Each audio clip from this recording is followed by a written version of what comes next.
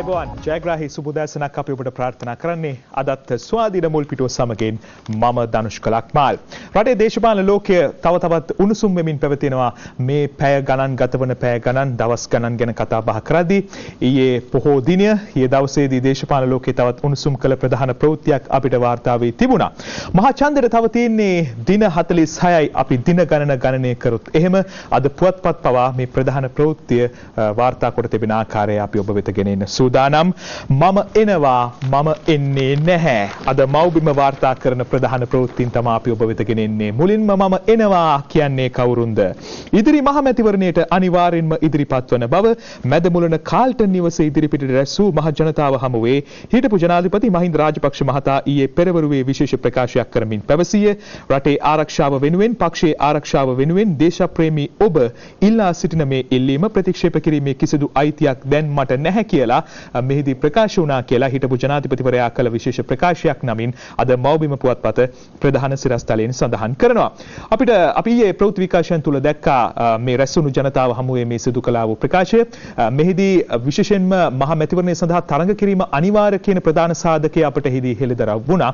නමුත් පැමිණෙන්නේ කුමන පක්ෂයෙන්ද? ඒ පැමිණෙන්නට අපේක්ෂා කරන පක්ෂ ඒ නාම යෝජනා ලබා දෙන්න සූදානම්ද කියන ප්‍රශ්නය ඊයේ දවසේත් නිවැරදි ආකාරයෙන් විසඳුමක් නම් අපට වාර්තා වූයේ නැහැ.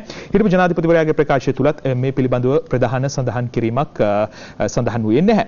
ඒ කෙසේ නමුත් අද සියලුම පුවත්පත් පාහේ මේ බලය පිළිබඳව අපේක්ෂකත්වයන් ලබා දීම පිළිබඳව තොරතුරු වාර්තා වෙමින් තිබෙනවා.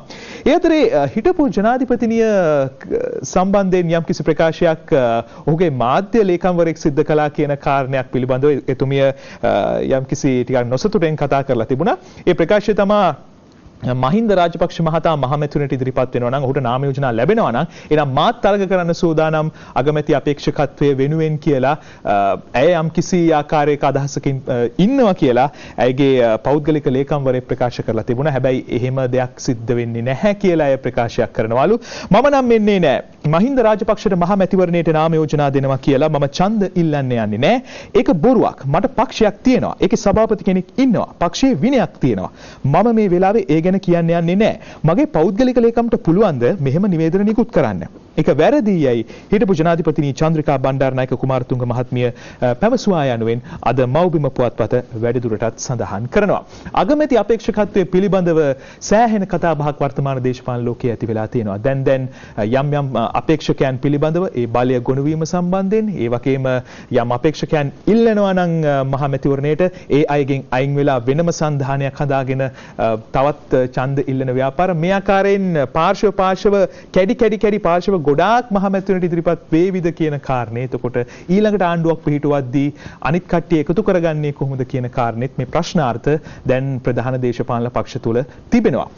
රනිල් චන්ද්‍රිකා අද හමු වෙති මව්බිම වාර්තා කරන ප්‍රවෘත්තිය අග්‍රාමාත්‍ය රනිල් වික්‍රමසිංහ මහතා සහ හිටපු ජනාධිපතිනි චන්ද්‍රිකා කුමාරතුංග මහත්මිය අතර අද විශේෂ සාකච්ඡාවක් පැවැත්වීමට නියමිතය.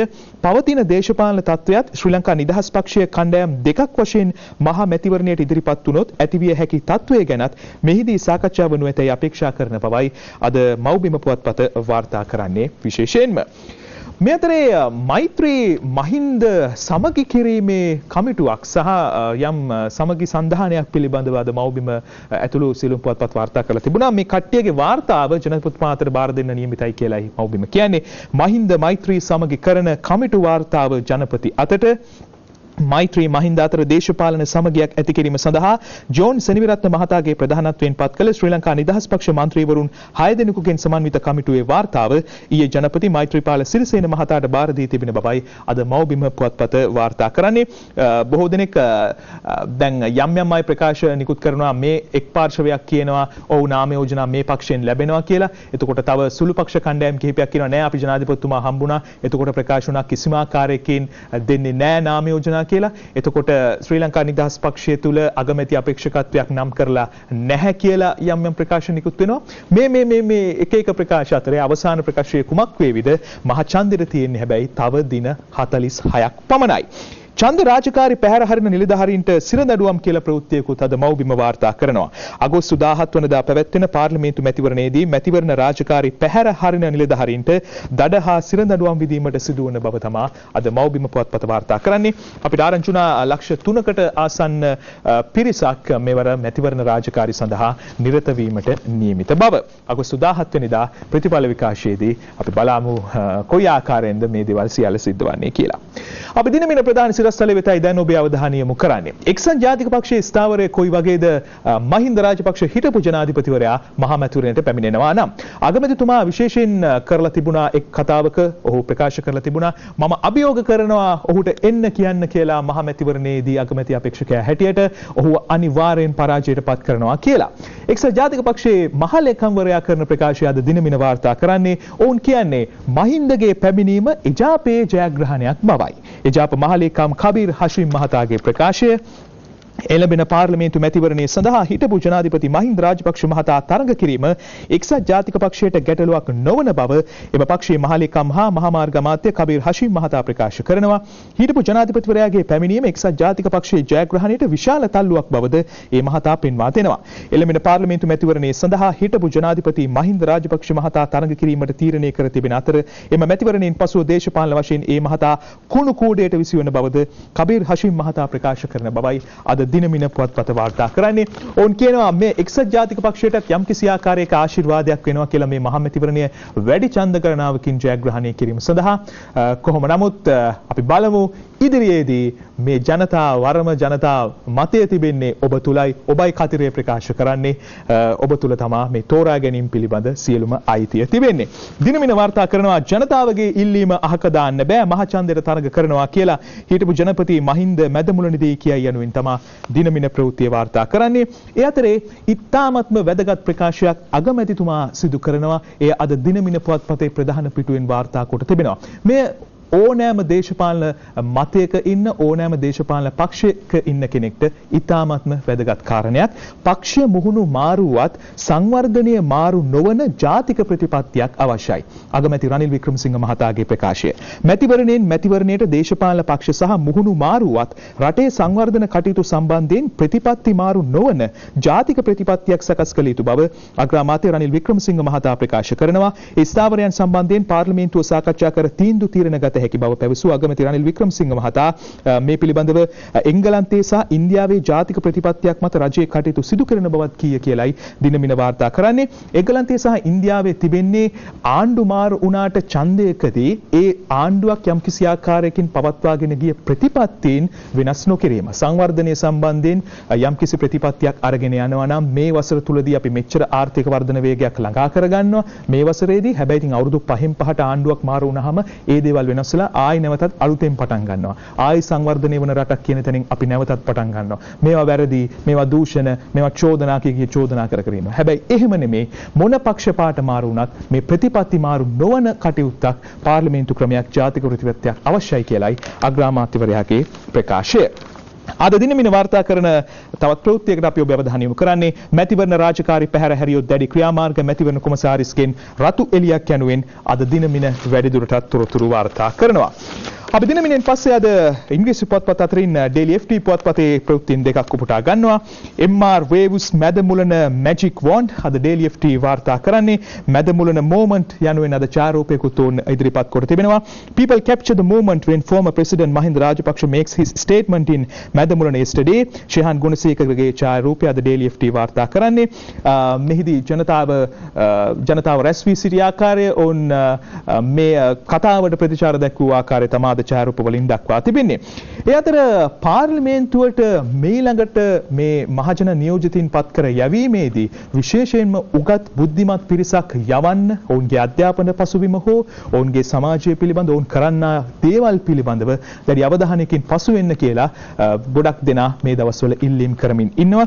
ඒ අතරේ call for candidates of repute for 17 August general election Daily FT පුවත්පත වාර්තා කරන්නේ ශ්‍රී ලංකාවේ ප්‍රධාන වෘත්තීයවේදීන් ඒ වගේම නීතිවේදීන් විශේෂ ඇරයුමක් කරනවා, විශේෂ ඉල්ලීමක් කරනවා මේ පක්ෂවලට නාම යෝජනා ලබා දීමේදී මේ අපේක්ෂකයන් වෙත ශ්‍රී ලංකාවේ මේ ආර්ථිකය සම්බන්ධව කටයුතු කරන ඒ වගේම ව්‍යාපාර කටයුතු වල ඉන්න පුළුවන් මේ විශේෂ වෘත්තීයවේදීන් පිළිබඳව ඔවුන්ගේ පසුබිමත් එක්ක නිවැරදි තෝරා ගැනීමක් සිදු කරන්න කියලා මේ අපේක්ෂකයන් සම්බන්ධයෙන් ඔවුන්ගේ ඉල්ලීම අද Daily FT පුවත්පත වාර්තා කරන්නේ.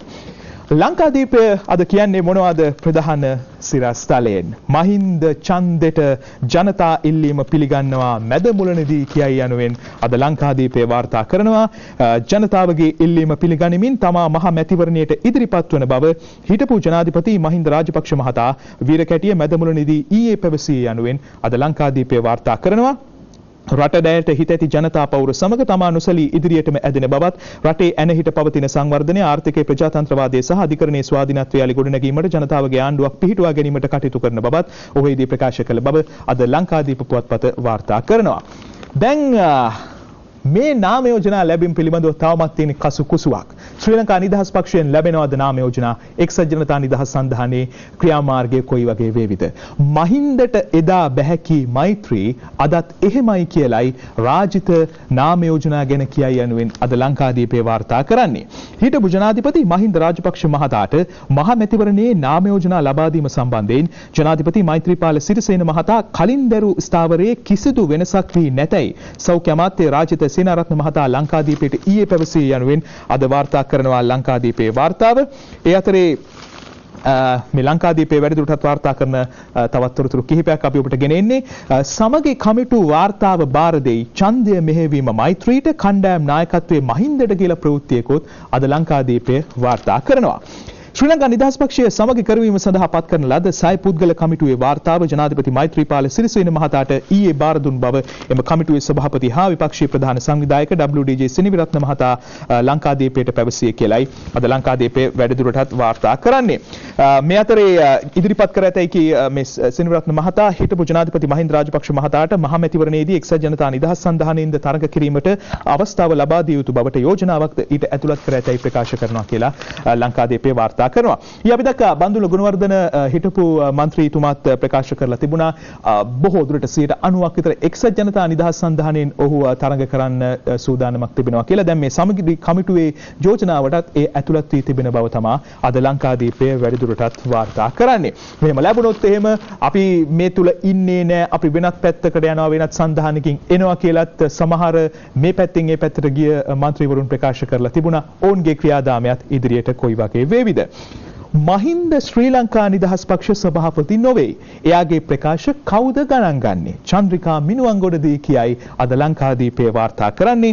ශ්‍රී ලංකා නිදහස් පක්ෂයේ සභාපති මහින්ද රාජපක්ෂ නොවේ. එයා ඉන්නේ වෙනම තැනක. එයාට ඕනෑම ප්‍රකාශයක් කරන්න පුළුවන්. එයාගේ ප්‍රකාශ කවුද හැබැයි ගණන් ගන්නේ? අපේ පක්ෂය වෙනම තැනක තියෙන්නේ. පක්ෂයට සභාපති කෙනෙක් ඉන්නවා. මහින්ද රාජපක්ෂ ශ්‍රී ලංකා නිදහස් පක්ෂයේ සභාපති නොවේ යයි හිටපු ජනාධිපතිනි චන්ද්‍රිකා බණ්ඩාරනායක කුමාරතුංග මහත්මිය ඊයේ මිනුවන්ගොඩදී ප්‍රකාශ කළ බව අද ලංකාදීප පුවත්පත වැඩිදුරටත් වාර්තා කරනවා. මේ අතරේ ඡන්ද පැමිණිලි බාර ගැනීම අද සිට ක්‍රියාත්මක බව ලංකාදීපය කියනවා. අපට වාර්තා වුණා මෙවර මහ මැතිවරණයේ ප්‍රථම ප්‍රචණ්ඩ ක්‍රියාව මිට දින කිහිපයකට පෙර ලබන අගෝස්තු 17 වෙනිදා පැවැත්වීමට නියමිත පාර්ලිමේන්තු මහ මැතිවරණයට අදාළ පැමිණිලි බාර ගැනීම හා ඒවා විමර්ශනය කිරීම සඳහා මැතිවරණ පැමිණිලි විමර්ශන මධ්‍යස්ථානයක් මැතිවරණ මහලේකම් කාර්යාලයේදී අද ආරම්භ කෙරෙන බව අද ලංකාදීපය වැඩිදුරටත් තොරතුරු වාර්තා කොට තිබෙනවා. අපි කෙටි විරාමයක් ලබා